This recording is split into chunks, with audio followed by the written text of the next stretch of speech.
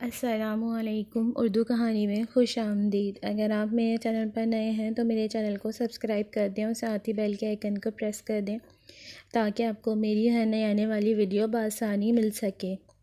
اب بڑھتے ہیں کہانی کی طرف۔ آج کی کہانی کا نام ہے خوشی اور سکون۔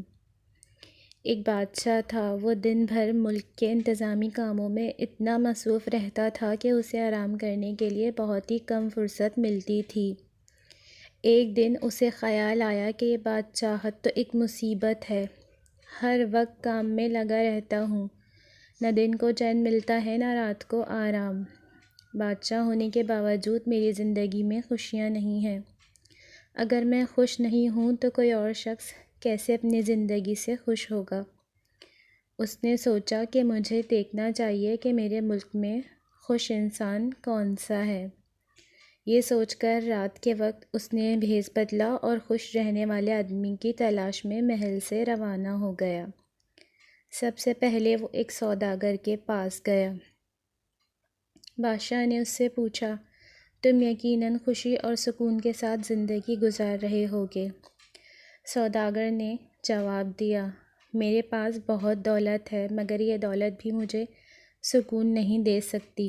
اگر دولت سے خوشی اور سکون ملتا تو میں خریدنے میں دیر نہیں لگاتا۔ اس دولت نے میری زندگی اجیرن کر دی ہے۔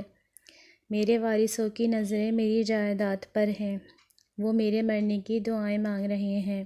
ان کا بس چلے تو وہ اسی دولت کے لیے مجھے جان سے مار دیں۔ اس کے علاوہ آئے دن چوری اور ڈاکے کا دھڑکا لگا رہتا ہے۔ رات دن اسی سوچ میں گھل رہا ہوں۔ میری صحت بھی متاثر ہو رہی ہے۔ کاش میں غریب آدمی ہوتا، محنت مزدوری کر کے ایک جھوپڑے میں خوشی سے زندگی گزارتا۔ تب مجھے کسی قسم کی فکر نہ ہوتی۔ کیا ہی اچھا ہوتا کہ میں اپنے غریب پڑوسی کی طرح ہوتا۔ کتنا خوش رہتا ہے وہ۔ بادشاہ اس کا جواب سن کر اس کے پڑوسی کے پاس پہنچا اور اس سے پوچھا، تم اپنے اس حال میں خوش ہو؟ پڑوسی بولا، میں تو اس سخت محنت اور مشقت سے تنگ آ گیا ہوں۔ بھلا یہ بھی کوئی زندگی ہے؟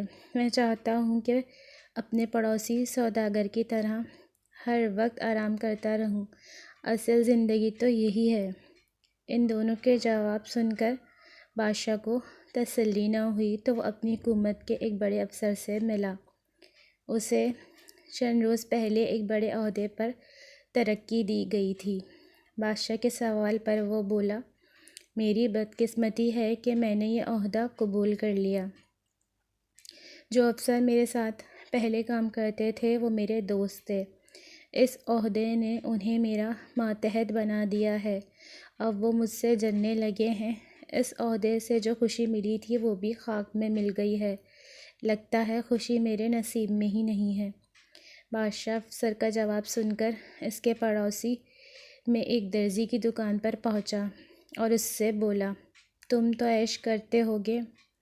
درزی بولا، جناب میں اس کام سے ہرگز خوش نہیں۔ بھلا یہ بھی کوئی کام ہے؟ سارا دن ایک جگہ بیٹھے کپڑے سیتے رہو۔ اس کام سے تو میری جان جاتی ہے مگر کیا کروں، مجبوری ہے۔ اس کام نے میری خوشیاں چھین لی ہیں۔ اب دیکھیں میرے پڑوسی افسر کو۔ بادشاہ نے اسے بڑا عہدہ دیا ہے۔ اب اسے سکون اور خوشی بھی حاصل ہو گئی اور دولت بھی۔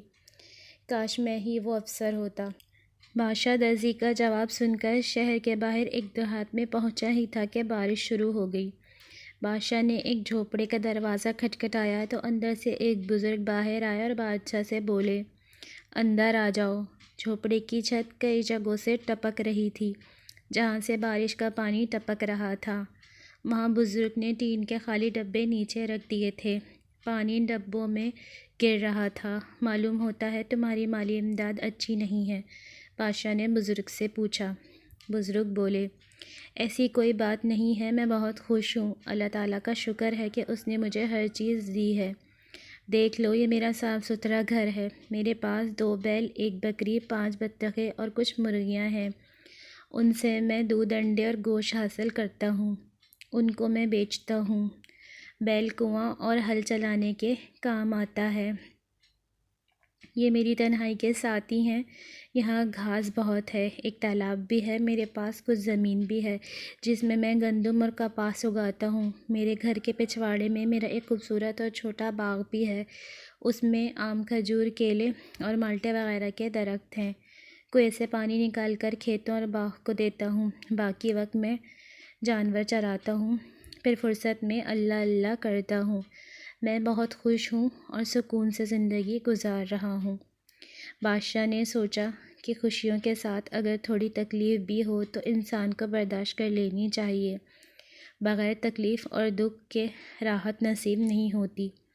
میں جس شخص کی تلاش میں تھا وہ مجھے مل گیا۔ بارش تھم چکی تھی، بادشاہ اپنے محل میں واپس آ گیا اور ایک بار پھر تندہی سے کام کرنے لگا۔ تو دوستوں، آج کی کہانی سے آپ نے کیا سبق سیکھا ہمیں کمنٹ کر کے ضرور بتائیے گا، اور ویڈیو کو لائک اور شیئر بھی ضرور کیجیے گا۔ اللہ حافظ۔